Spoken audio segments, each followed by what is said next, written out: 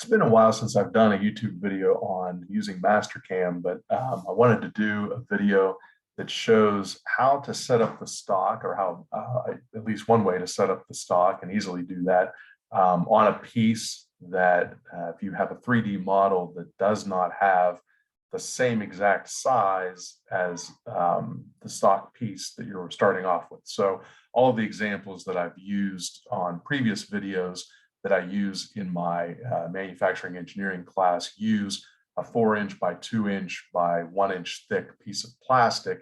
And oftentimes then, especially at the beginning of the class, beginning of the semester, those stock sizes, or that stock size, ends up being the same, roughly the same dimensions as the finished parts that we wind up with. But as we progress in the semester, and then over the course of the past few weeks, I've had to answer a lot of questions from students about, well, what do I do if I have a 3D model that isn't the same exact size as that stock piece? And then how can I replicate, how we set up the stock setup in Mastercam for as compared to some of the earlier examples. So I thought I would make a video of that and share that on YouTube, and hopefully that will help not only my students, my current semester students, but also others out there who may look at the channel. So I've created a part here in Solidworks, and typically what we do at Penn State Altoona is in the EMET program, a lot of times use Solidworks to design a part,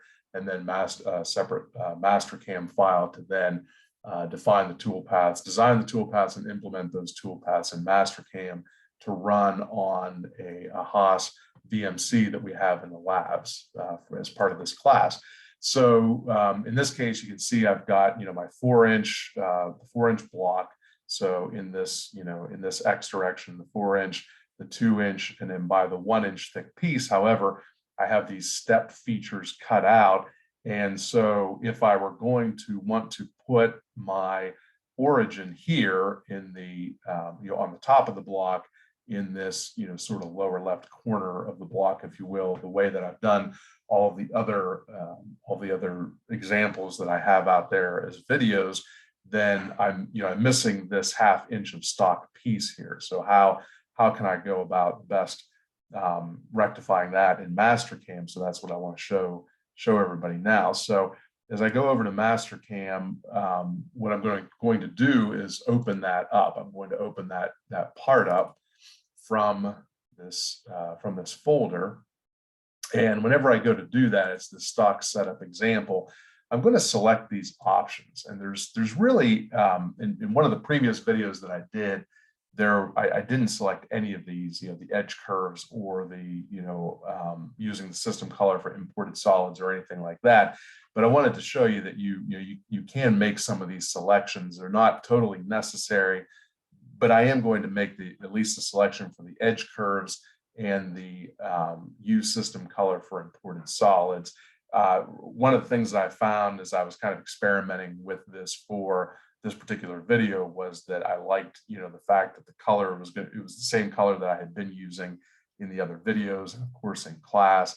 But also I like the edge curves because they're a little easier then to see on the screen because of the color that I've selected in Mastercam. So again, with the update to the SolidWorks 2021, what I had noticed even last year when we did that from Mastercam 2017 was that you really didn't need these edge curves necessarily to make the selections for chaining in Mastercam. But I think for the purposes of this video, at least, I'm going to go ahead and select that because I do like the color differentiation that shows up on the screen. So let me go ahead and select OK to that, and then open this up as well.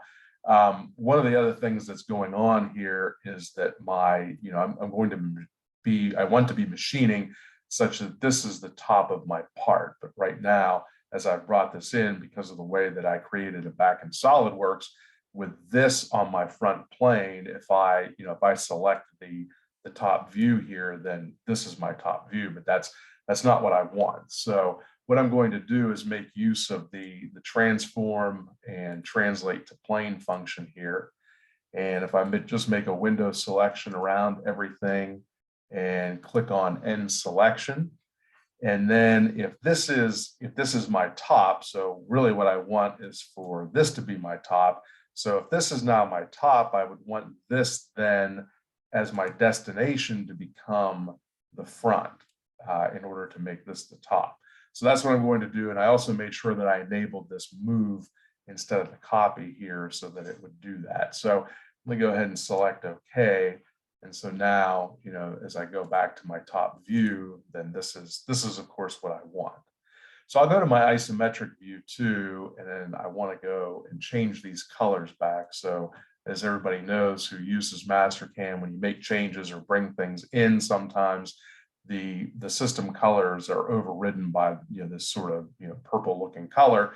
But an easy way to get back to that, the original colors that you started off with for your geometry, is to go to the Home tab and select this Clear Colors button, and it will bring you back to the original colors that you have selected, when you set up your screen and things like that.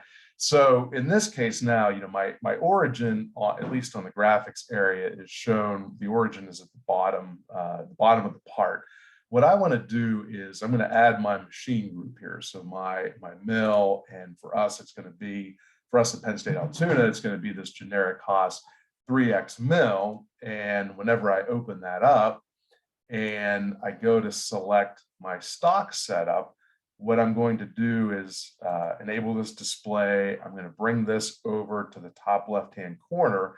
And instead of using all entities, I'm going to use something different this time. I'm going to use this bounding box. And so when I go back out to my screen, I'm literally going to make a selection window around this whole part. And I'm going to click on End Selection here now. And you can see what happens is it then fills in the entire piece here, because this area right here is not cut away. So this is my 4-inch by 2-inch in the Y direction by 1-inch thick piece of material. It fills in these steps with the actual same size as what my stock piece will be that I'll be using to machine if I were to machine this part. So the other thing that I want to do here to enable me being able to select lines up here, because right now these red dashed lines are simply indicating that that's the stock model, and you cannot select those. So if you wanted to select those for chains in various tool paths, you would not be able to do that. A good way around that is to come down here to the bottom of this bounding box dialog box and select lines and arcs. And so whenever I do that, whenever I enable the lines and arcs and select OK, now you can see what happens on the screen is the stock piece fills in this, the two steps, but then also leaves me these lines and arcs above here, so that if I really wanted to, so for instance, if I wanted to use a tool path and chain to these up here, I now have something to chain to. But more importantly, I can also then move my origin to this top corner here, which is what I'll do. While I'm in here in the stock setup, I'm going to actually take this Z and change this back to 0.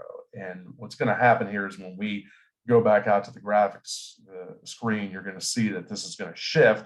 The stock piece is going to shift, but then we're going to take care of that with the move to origin function. So let me go ahead and you can see, so now my stock piece is actually showing down here. The way to get these to match up, just as we've done in the past, or I've done in the past with other videos on here, is to make use of this transform and move to origin. And because I filled in with these lines and arcs when I use the bounding box to create the stock, I can go ahead and select this upper left-hand corner here. So again, it moves my origin for the stock and for the graphics area. They coincide on the top view of the part in this lower left-hand corner. So if my part is in the vise in the machine, it's viced here and on the backside here. And of course, this is where I would touch off to create my home point. So hopefully this will be helpful, certainly to my current semester students, but hopefully to others as well. Hope you've enjoyed it. And I'm probably going to actually use this part to post another video here in the near future as well, where I talk about multi-passes and contours. So until then, see you later, and have a great day.